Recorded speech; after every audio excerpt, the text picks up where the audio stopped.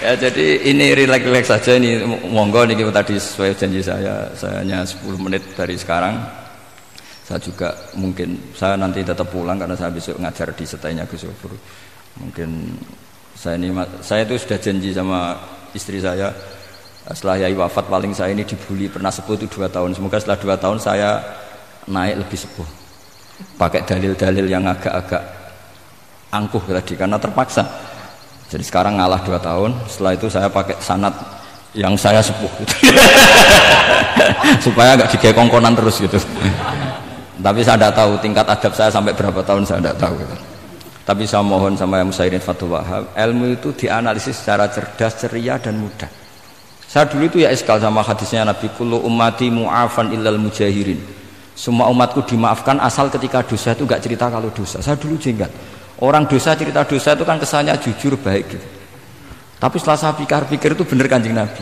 Misalnya sampean cerita ning anakmu, lihat zaman mondok pelosok sering nak marung utang gak bayar biasa. Ya biasa sekolah gak munggah. Itu jujur apa mengajarkan? Mengajarkan. Suatu saat anak sampean goblok persis bapak. Maka penting tidak jaru itu penting. Makanya kata Nabi semua umatku diampuni kecuali yang cerita-cerita dosanya.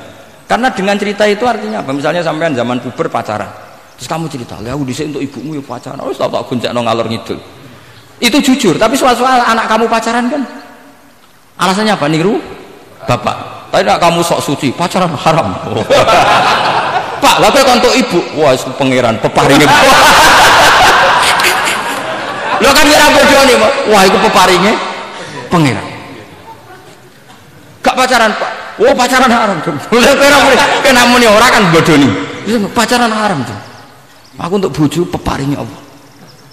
Wah itu dimaafkan malah itu. Lo coba nyon sewu, ini analogi ya nyon sewu. Kalau andekan semua yang pernah zina itu ngaku zina. Kalau itu jumlahnya 1000 saja, 1000 itu punya keluarga. Satu orang minimal punya keluarga 10. Akan dipakai justifikasi kalau suatu saat zina berdasar pernah Pak D-nya atau Pak L-nya, iya enggak? Tapi kalau semuanya enggak ngaku dan semuanya nyuwun sewu sok suci, wanteng ning masjid, sak wiridan nuwangi, suwan anak putune kok, wah mbahku khusuk kuat. Padahal nangisnya perkara nyesal tahu mau. Tapi artinya apa? Konsep yang dikatakan Rasulullah SAW itu kan luar biasa. Kullu ummati mu'afan illal mujahirin. Karena dengan jihar, memang di situ masdarnya kok jadi jihar. Jadi bukan ijhar tapi jihar. Jadi memang bahasa Arab itu agak unik. Misalnya di nahwu itu masdar itu kalam. Kalam berarti sulasi mujarrad. Tapi fiilnya enggak kelaku. Kalimah yaklimu kalaman itu enggak melaku. Sing melaku lam yatakallam. Tapi padahal masdarnya kalam. Jadi suara sama raya aku pengalaman. Masalah lughat itu pengalaman sekali. Jadi memang bahasa Arab itu lucu. Apalagi lafadz bagho malah paling kasus dalam bab yungkolu. Bagho maknanya lacut, bareng melok wazan imbagho yang bagi sayukjo. Iku piye? Biasanya makna sulasi mujarrad sama mazid itu kan nggak beda-beda jauh. Bareng kena bagho tuntas. Bagho jadi yang bagi. Nanti kita kok yang bagi sulasi mujarrad apa? Bagho Pak. Bagho maknanya apa? Jadi tiang-tiang lacut Pak.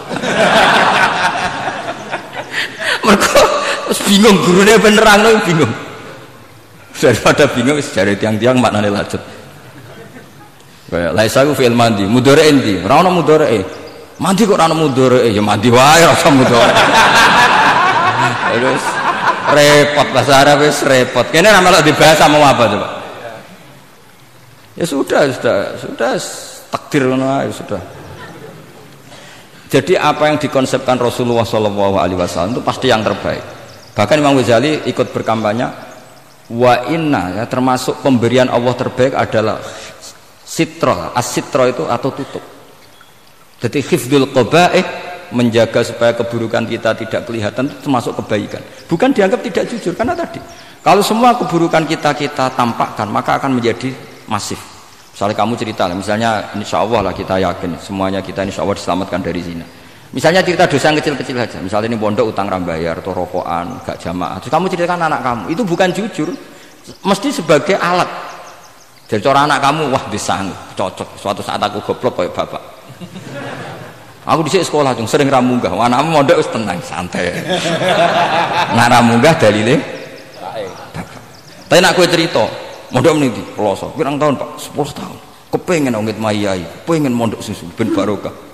Munggah terus, Pak, munggah. Maksudnya ora munggah kelas, munggah apa wae pokoknya. Wis temenan. Karena itu bahaya, makanya kullu ummati mu'afan. Ma'is ketika ngaku zina itu Nabi itu enggak menolak sampai 4 kali. Ma'is yang memaksa Nabi supaya beliau melakukan raja eksekusi. Semua ketika meminta saran sama sahabat, hala satar tabi delik, kamu tidak usah cerita. Karena tadi logikanya, kalau ada ma'is ya, jangan-jangan yang lain juga ya, itu kan menimbulkan macam-macam. Itu hebatnya Islam. Malah kita diajarkan awamastur aurati wa amin rawati. Kayak apa baiknya Islam? Tapi kita sekarang karena tidak baca hadis, lalu ada gerakan jujur. Mari semua meresapi dosa masing-masing. Kamu pernah ini istighfar terus nangis. Jebule gerakan ngono iku ya nyun sewu ya ana duwike kan yo repot. Ndak usah seperti itu. Ikuti hadis Rasulullah sallallahu alaihi wasallam bahwa termasuk nikmatnya Allah taala itu adalah tertutupi semua kesalahan-kesalahan kita. Dan itu barokah bagi hadaddin karena kesalahan tidak muncul. Loh itu sudah untung, agama sudah untung. Ketika kesalahan tidak munculnya agama sudah ikut diuntungkan. Coba kalau semua yang maksiat itu kelihatan, kan seakan-akan hadil ardu mamlu'ah bil masih. Tapi ketika maksiat itu sembunyi-sembunyi, kemudian sang syiar itu azan, pengajian, kan bagus. Sama nggak boleh protes, tapi itu kan tidak jujur. Ya bukan masalah jujur dan tidak, ini satrul qabaih. Nah ini namanya siasa. Namanya apa? Siasa. Siasa itu tidak harus politik. Tentang negara, kita mengelola diri kita sendiri butuh apa? Butuh siasat. Jadi misalnya kamu cerita kebaikan kamu kepada anak, biar kebaikan itu ditiru.